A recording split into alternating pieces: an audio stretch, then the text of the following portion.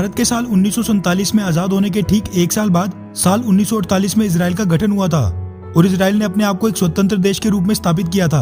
यानी कि दोनों देश लगभग एक साथ ही आजाद हुए थे।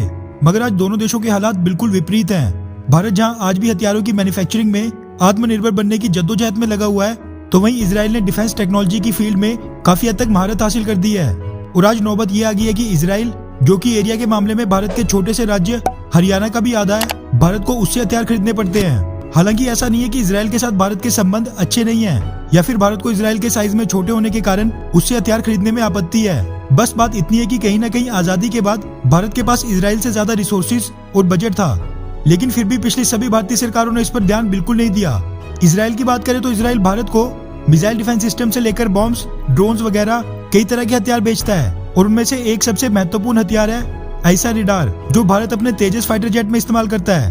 हाल ही में भारतीय सरकार ने 83 तेजस MK1 फाइटर जेट्स की डील साइन की थी और उन सभी तेजस फाइटर जेट्स में यही इजरायली रेडार फिट किए जाने थे। मगर अब अचानक से भारतीय सरकार ने यह फैसला किया है कि अब हम तेजस MK1 के लिए रेडार्स इजराइल से नहीं खरीदेंगे।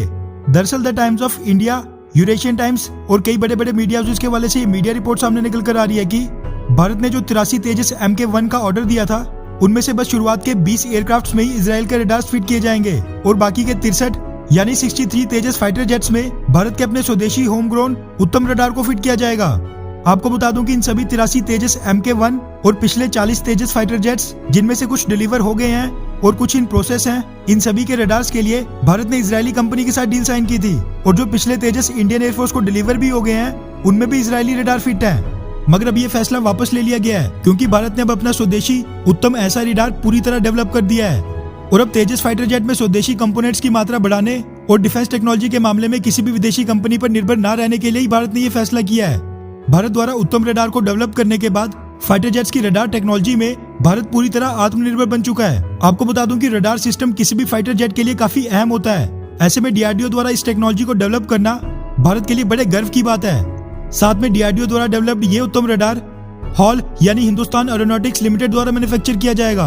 DRDO चेयरमैन सतीश रेड्डी ने मीडिया को संबोधित करते हुए बताया कि भारत के इस उत्तम ऐसा रडार ने टेस्टिंग के दौरान उम्मीद से काफी बेहतर परफॉर्म किया है, इसलिए उन्होंने बाकी के 63 तेजस MK1 जेट्स पर भी इजराइल की जगह भारतीय उत्तम रडार को फिट करने का फैसला किया है।